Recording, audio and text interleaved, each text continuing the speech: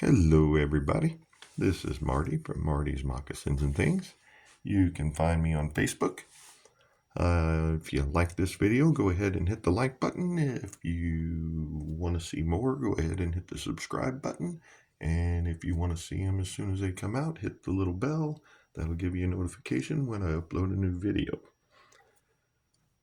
Things have been a little hectic with family and job, so I haven't been on in a little while. So we are continuing to do our stones with no holes. And what we're looking at here is a bird's eye rhyolite. Very pretty. And it is, as you can see, a moon shape. Now moons are interesting. They're a little harder to do because there's only a couple of ways to tighten them in there, unless you use a frame, which is absolutely doable. We're going to just do a free form today. Moons look really good with Tree of Lives as well, and I will be doing a video on that. Moons can be positioned and wrapped so that they are in that direction. They can be in that direction. They can be in that direction, and they can be in that direction. I've wrapped them this way and this way. So it's pretty much up to you or the person you're wanting to sell it to how it is actually positioned as your pendant. Okay, today we're using 20 gauge gold wire. Gold is going to look pretty good on this stone, I think. We're going to do a couple of feet here. Make sure we have enough wire. And 2.5 feet.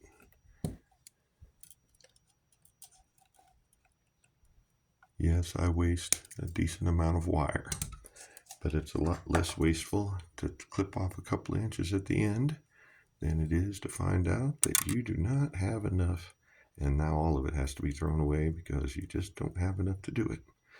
All right, we're going to find our middle. We're going to hook these two together, and we're going to give us a little bend here. Grab our bail making pliers, and as always, we just run a couple of loops here.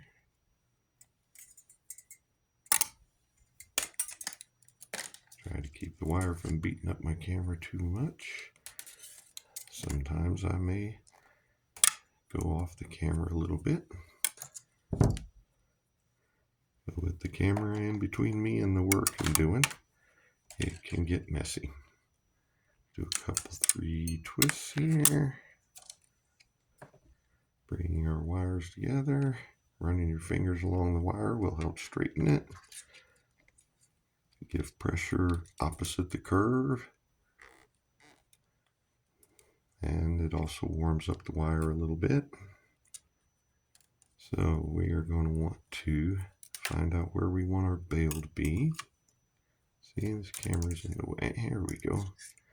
So we're wanting our bail to be something like there. So we're going to bring this up around this point, because the first thing you have to do, of course, is lock in the stone. The whole purpose of wire wrapping is locking the stone in. And it is all right to lay your stone down, to do loops. If the stone, having the stone in your hand makes the loop, making the loop difficult or impossible. And then we're just going to bring this to the back, make sure everything's laying down. We'll tighten it up later if we need to. And then we just bring it around. Oops. See? Slippery. I closed up my entire gap there. You just open it back up. Stuff your stone back in there. Get it shaped back to where you wanted it. This first part is a fight, generally, because I mean your wire has nothing to hang on to. There's no edges. There's no nothing. And of course you've got all that wire pointing down. So you just try and get it in a rough position of where you want it. And what we've done is gone behind the bale to give it the reinforcement it's going to need to hold the entire stone. So now we just sort of bend this along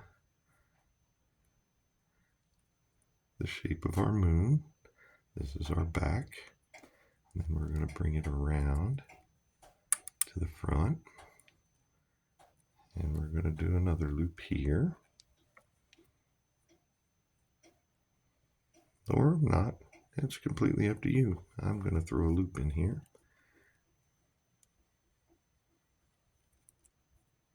And again, we're going to take the stone out.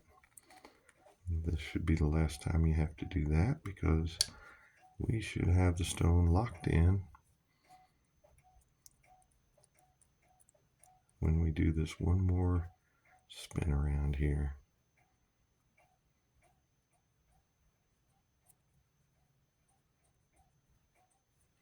Just work it around. All of that will be bent back where it belongs in a minute.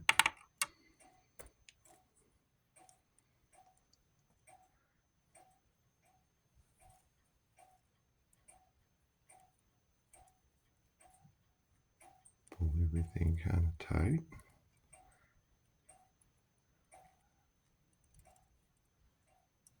Had to bend this back some to tighten it up. And bring this over here, back to the front. And now at this point, you have to decide what you want to do. Do we want another swirl or loop or a swirl in here? Do we want, just move these things, bend them around where they're going to be where you want them to be. General idea anyway. So do we want another loop?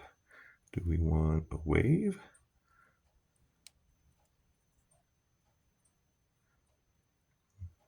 What do we want? Let's do a wave.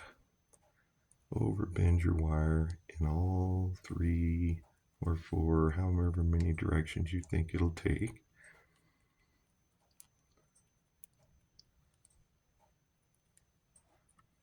To get a swirly type thing that you like.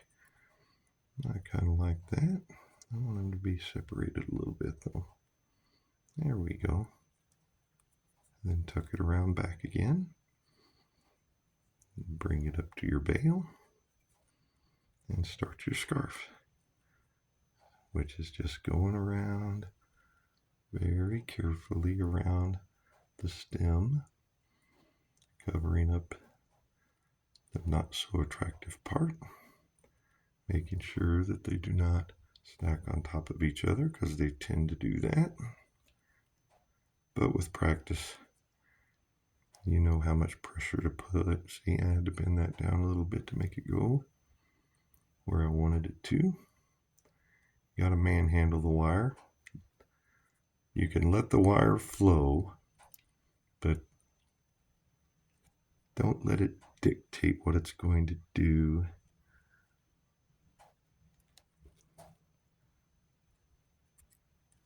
So what we've done is we've made that little bowl right there.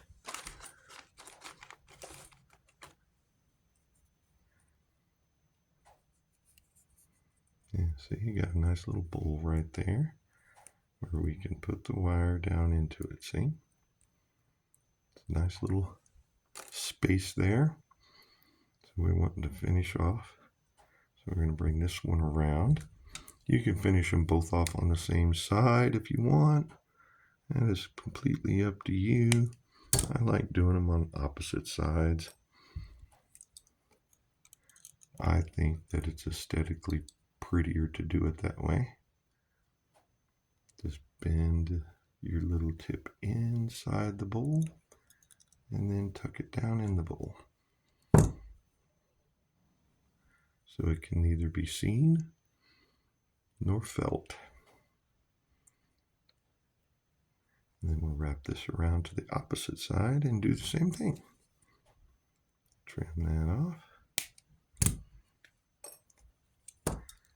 Tuck it in. And push it down. So we're going to bend it upwards a little bit. And we've got some looseness going on here, so we're going to want to tighten some of this down. So we're going to try and tighten this loop down. You just separate your wires. You don't want to try and spin both of your wires at the same time. You have far less control. And the outcome, the outcome may be questionable.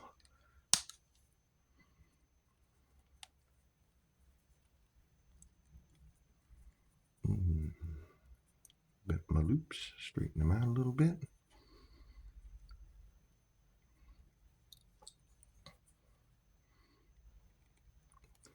I'm holding this point here and pushing this one. That is allowing this to tighten up a little bit. Not a lot, but a little. It's very hard to tighten down the wire on a moon because it has no corners. So, I mean, I could bend this wire and really kink it in, but all that's going to do is slide up the curve. I could bend this in, but all it's going to do is slide down the curve or up that curve. So, I mean, you're not going to get it as tight as you would. Let's push down, flatten that loop. You're not going to get it as tight as you could on some other stones. I want these to be farther apart, I think. You can use your nails if you've got fairly strong nails to kind of spread things apart, or you can use your tools gently because you don't want to destroy the curve. There we go. I wanted a little bit of space in between. So, I mean, the stone is in there. Yes, it can be ripped out fairly easily, but that's with most wire. It's not going to fall out on its own. Most wire, I mean, if you rip on it hard enough, it's going to come off. But it's in there. It ain't coming out unless somebody really puts some pressure on it.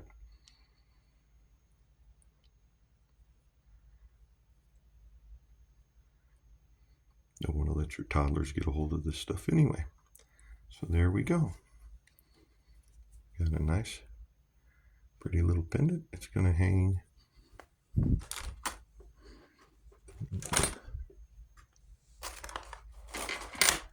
What am I doing here? There it is.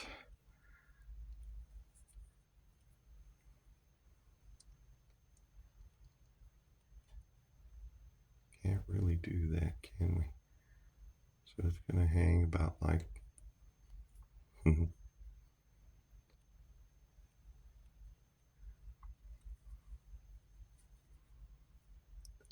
going to hang like that.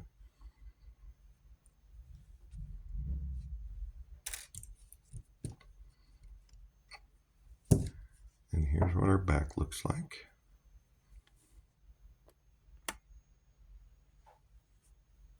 So it looks a little messy, but it's actually going to hang like that.